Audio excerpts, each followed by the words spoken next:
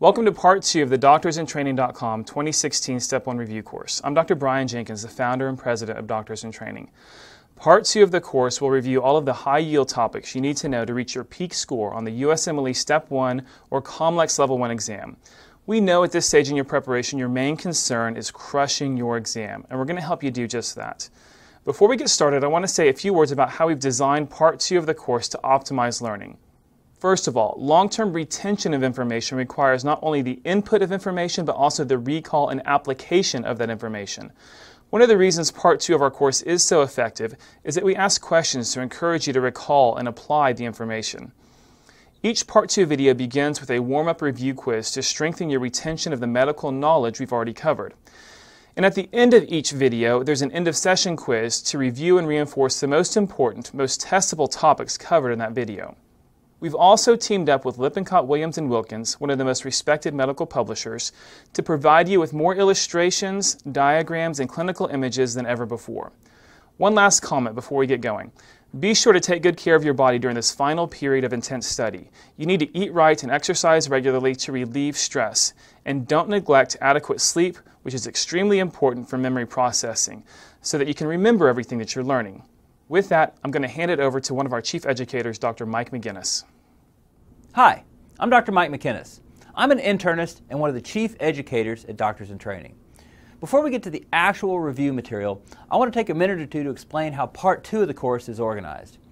You should have already received your DIT study guide, which is an integral component of Part 2 of the course. The study guide is where you'll find all the quiz questions and additional high-yield review material. If you open up the study guide to the table of contents, you'll notice that the course is broken into sections titled Foundations, Neuro, Pharm Basics, and so on. Each of those major sections is tabbed on the side of the book. You'll also notice that within each section there's a chapter that corresponds to an individual video. So when you start watching the Foundations 1 video, you'll open up the study guide to page 3, which is where you'll find Foundations video number 1. No matter what page you turn to in the study guide, you can always see exactly what video it goes with. The topic of the Foundations 1 video is embryology, and at the beginning of each chapter is a short outline of the material that's covered in that video. So on page 3 you can see that Foundations 1 will cover embryonic development, placental development, gastrulation, neurulation, and so on. And then there's some page references listed. Back on page Roman numeral 6, we have a key to abbreviations. We generally provide references to the last couple of editions of First Aid, and a page reference to the most recent edition of Step Up to USMLE Step 1, and references to a few other major textbooks, in case you need a more in-depth review of a particular topic. On page Roman numeral 8, you'll see our recommended course order. We strongly recommend that you watch the videos in the order that they appear on your personalized dashboard. You have the freedom to view the videos in any order you like, but we've designed the course with a very specific order in mind, for a couple of reasons. For starters, we're very deliberate about how we sequence the material in the videos, adding layers of information, so that each video builds on the foundation of previous videos. And the second reason for the recommended course order is that most videos begin with a warm-up review quiz that reviews high-yield material that we've already covered. Now obviously if you start going out of order, there's no guarantee that the warm-up material will be a review. You might find yourself getting frustrated rather than being reassured that you're actually learning and retaining everything you should be. On page Roman numeral 7, there's a table titled Course Viewing Options. This table provides some different options for working through Part 2 of the course, depending on how many days you've set aside for Part 2 and how many hours per day you want to spend watching videos. We strongly recommend that you develop a plan to work through the Part 2 videos if you haven't already. One of the things we've found to be true over the past decade is that a key indicator of success is to make a schedule that works for you and stick with it. You can use the feedback button on the video viewer page to email us any suggestions or clarifications or mnemonics that you want to share with us. We take your feedback and suggestions very seriously. It's one of the ways we improve our course year after year. And if you have questions you'd like answered, I'd encourage you to reach out to me on Twitter. I'm always happy to answer your questions. And while I'm thinking about it, one bit of feedback we receive from time to time is that certain lecturers are harder to hear than others, or that some students have a hard time hearing the heart sounds that we play. So I want to point out right up front that built-in computer speakers don't always reproduce low-frequency sounds very well. So if you're having any trouble with the video volume, I recommend you try some headphones. That'll give you a better experience overall. This year we've also provided a practice exam, which will be available to you during your Part 2 access. It's located at the bottom of your dashboard below the Part 2 videos.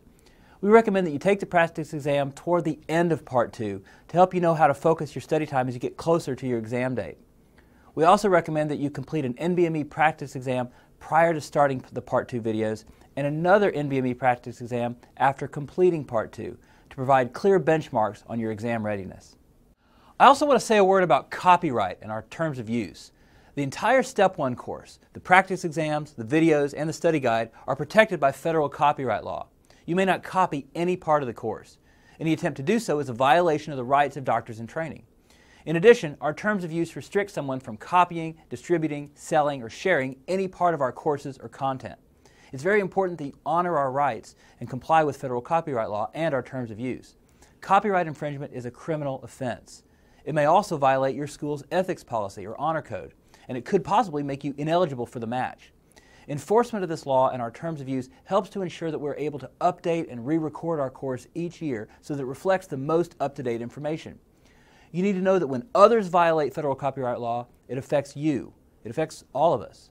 So, if you see others stealing this course or sharing this course, please report it to our legal department at support@doctorsintraining.com. One last word of advice. As you work through the videos, it's often tempting to pause and rewind over and over again and try to write down everything we say. Don't. You'll end up using way too much time on the videos, and you'll have trouble maintaining your pace. Don't get stalled. Keep moving. Trust the process. You're better off watching all the videos and taking notes on the highest yield topics than to spend hours and hours taking meticulous notes on every little detail but never making it through all the videos. So keep moving. You can always come back later and re-watch a video that was really helpful. And on that note, I think we're ready to get started. I'll see you in Foundations 1.